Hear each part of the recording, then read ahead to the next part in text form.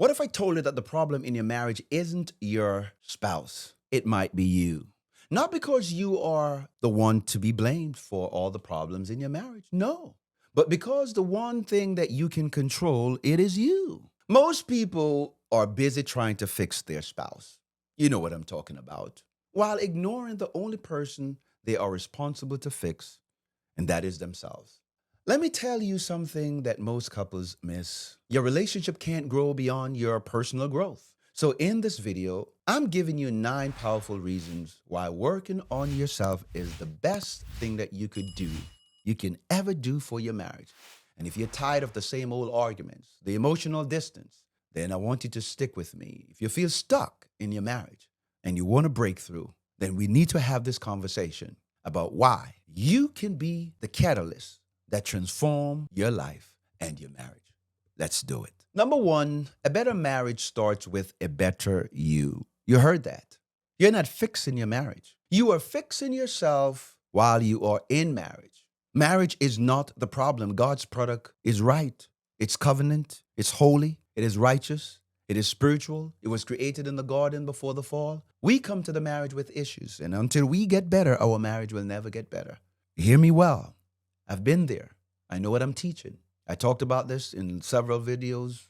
You know, the trauma, the pain, the frustration, being overwhelmed, marrying the right person but don't know how to love them. Until I got better, my marriage didn't get better. So stop fooling yourself and just take responsibility for who you are and how you show up in the marriage and who you become while you're in marriage. So here's some tips. Focus on growth rather than trying to change your spouse. You can't change your spouse. You only have the power to love them. Love is your superpower. Take responsibility for your action instead of blaming your spouse or blaming others. Ask yourself, how am I contributing to our issues? Yes.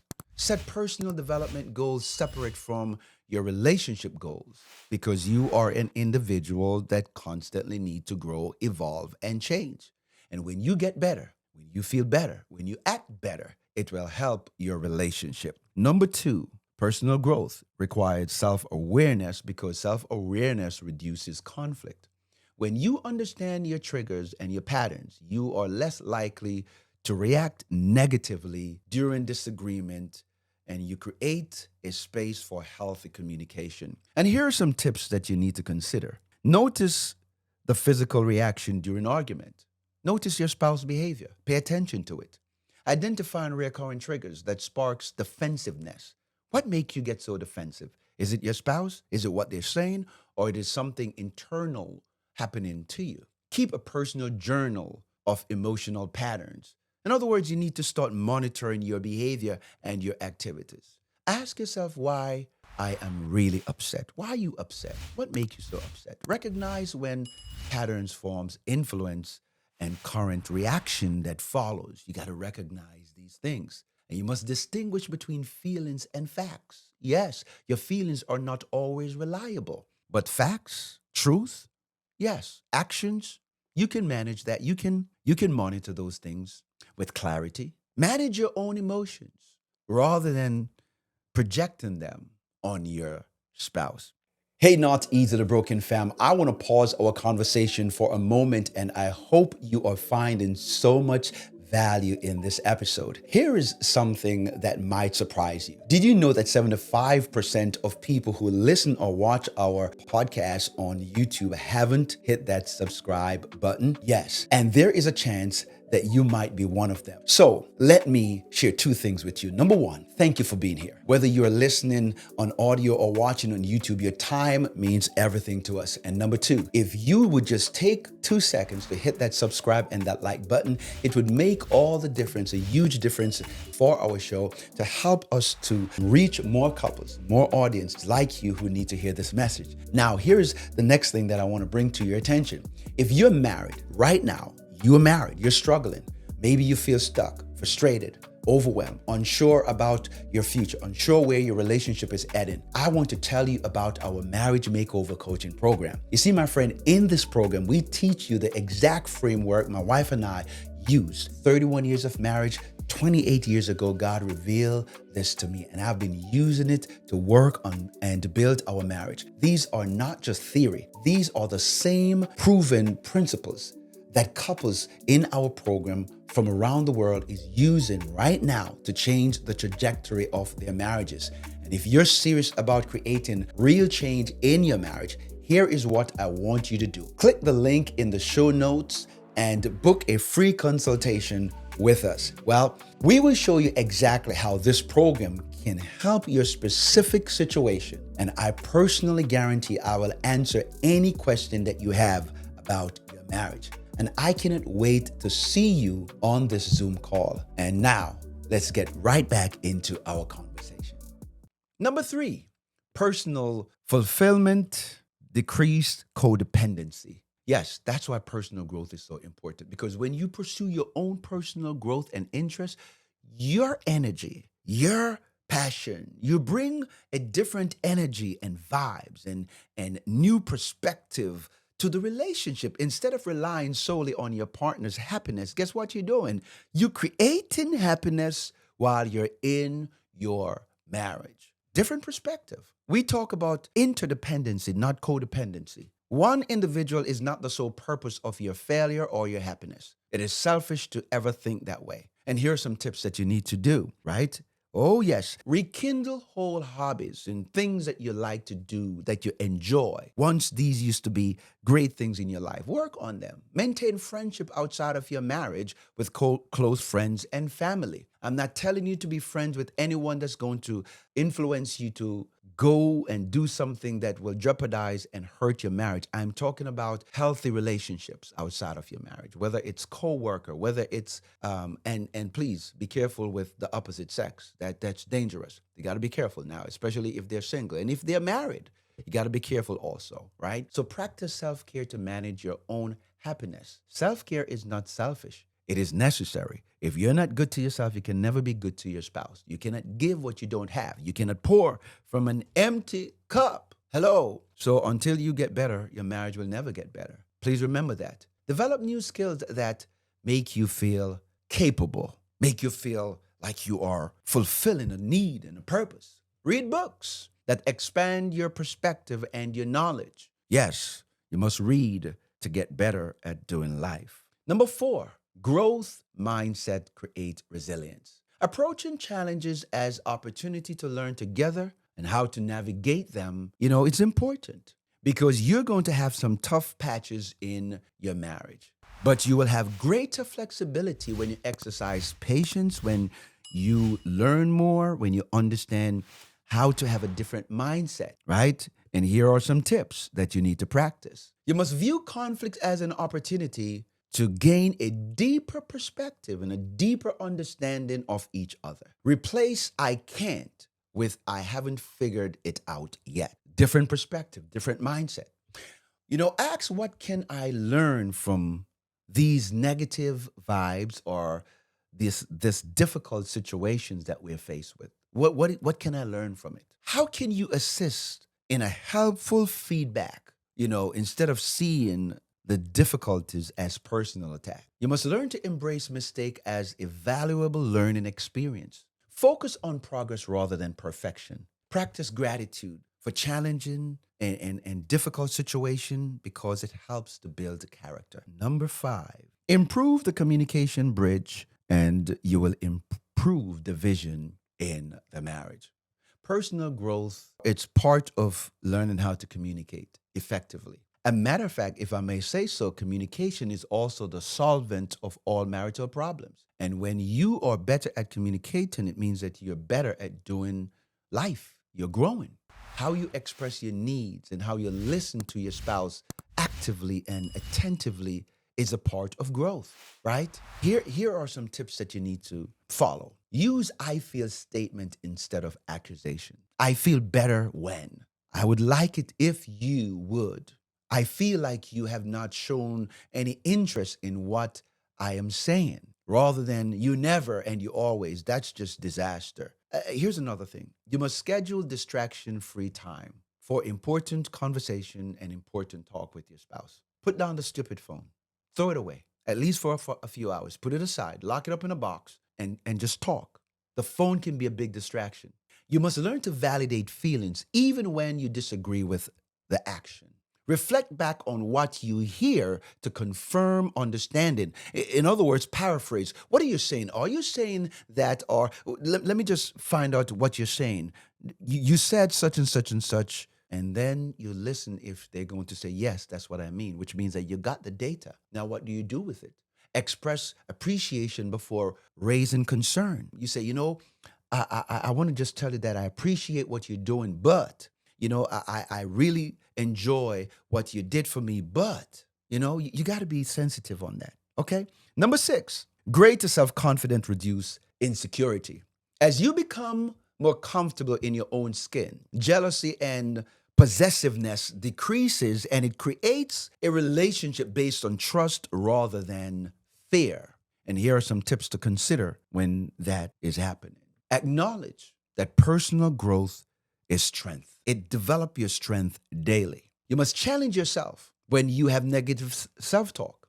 When you hear your voice or you hearing negative thoughts coming into your mind, you got to cast it down. In 2 Corinthians chapter 10 and verse 4 and 5, it tells us that the weapons of our warfare are not carnal, but it is mighty through God in the pulling down of stronghold, casting down every thought and every imagination and everything that lift up itself against the knowledge of God. And so if negative thoughts are coming into your mind, cast it down. Get it out of your head. Set aside time where you can really feel good about yourself by reading books and associating yourself with positive people. When you achieve goals, it builds self-confidence within yourself. Practice self-compassion when you make mistakes. Don't be so down on yourself. Pick yourself up and keep going.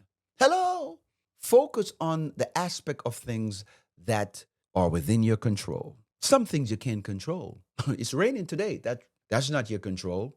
But you can control bringing an umbrella. You can control whether you want to go out in the rain or not. Develop skills that make you feel competent. Yes. Do things that makes you feel good. All right? Number 7, develop empathy. It will transform understanding. Oh, yes. That's growth. Oh, yes. Growing emotionally enables you to truly see situation from your spouse's perspective. It promotes compassion during disagreement instead of judgment. Here are some things that you need to consider. Some tips. Ask about their feelings beneath those words. What are you feeling? I hear you, honey, but what's really going on? Talk to me. Imagine yourself experiencing your spouse, your partner situation. In other words, put yourself in their shoe. What would I do if I was feeling that way, if I was experiencing that kind of pain? Listen fully without planning your response. And that's a big problem. Sometimes you're not listening to understanding your spouse. You just listen to respond to what they're saying. And that's a no-no. Notice subtle changes in your partner's expressions, in their attitude, in their behavior. If you say, honey, are you okay? I'm good. Or how was your day? It's okay. Nothing more, nothing less. They don't talk to you for a couple of hours. You know something is wrong. Pay attention to the nonverbal communication. Oh, yes. It will teach you and show you a lot about your spouse. Validate their emotions, even when their action seems unreasonable. So you really want to spend time. Don't say, oh, get over it. You've been too dramatic. No. Just hear them out. Be present and in the moment. Show empathy. Assumption is no good. It's the danger zone during communication. Approach a disagreement with curiosity, not judgment. Wonder why she feel that way. Why did she say that? Why did he act that way? Number 8, emotional regulation. As you developed better ways to manage stress and difficult emotion, you will become more present and available with your spouse or for your spouse in both the good times and in challenging times and challenging ones. And here's some tips that you need to consider. Take a deep breath before responding when you are upset. Or do a 10-second countdown. Here's another one. Name your emotion to reduce their intensity. Name it, write it down, figuring out what it is so that you can monitor those type of behavior, that attitude. Step away briefly when emotional tensions are overwhelming for you and they are high. The Bible tells us that a soft answer turneth away wrath, and grievous word stir up anger. So you got to calm down, self soothing. Step away, go for a walk, go for a run, jog, swim, take a bath, watch TV, read a book, take a nap. Sometimes you just got to step away in order for you to fully be present to deal with the issue. Create a personal, stress free moment or space. And here's another one, right, that you need to do. You need to identify emotional trigger before they escalate. You need to do that. Develop a healthy outlook for difficult feelings. And you must communicate your emotions without blaming others. And number 9, align growth, create shared purpose. When you're growing as an individual and you're growing together, both partners commit to personal development. When you do that, you evolve together with common goals, with visions, with values. It's so important to really see growth from a collective perspective, but also from an individual perspective. And the reason why individual growth is critical is because you're never really fixing your marriage, as I explained. You are always fixing yourself while you're in marriage. And so you have to learn to become better at doing life with your spouse while you're still learning how to do life by yourself. You don't lose your individuality while you're in a marriage. Matter of fact, it's supposed to empower you to become a better person, right? So here's some tips. Create meaningful goals. Create that space where your goals as individuals are valued, and you do it also as a spouse. Read inspiring books together and discuss, insight about the books together. Set goals together. Have visions. Maybe it's a 6 months, it's a 1 year vision, it's a 5 year goals. What you want to do, who you want to become, what you want to accomplish as a spouse. And you can attend workshops. You can book a free consultation with us to learn more about our coaching program, which will definitely help you, right? You need lessons, you need mentorship. Share the lessons from your individual growth and what you're growing, how you're growing, who you are becoming. Respect different growth space. Sometimes you and your spouse is not going to grow at the same pace. That doesn't mean that you dishonor what they're trying to do. It doesn't mean that you just automatically tell yourself that you can't follow their lead or you can't support them. That's not what it's about, right? Discuss how you're value aligned and evolve. Now, my wife and I, we've been married for 31 years. And again, I can tell you that who I am now and who I was in the marriage, it's two different things. We're not the same. We don't have the same value all the time. What I used to like then and what I like now, it's not aligned. I used to eat red meat over 25 years ago. I think I stopped eating red meat, and it is what it is. It's just a part of some of the changes and trying to be healthy and trying to take care of my body and helping my wife to take care of her body, and we taking care of our bodies and together. It's just an amazing thing when you pursue things together. We always work together with major things in our marriage, and you're supposed to do that too. You can't just automatically think that some people are married and they're still acting single. It just doesn't work. And so, yeah, these are the 9 things that I want to share with you guys. And thank you so much. I hope you are blessed by this. And so thank you again for watching. May God bless you. And I cannot wait to see you in the next one.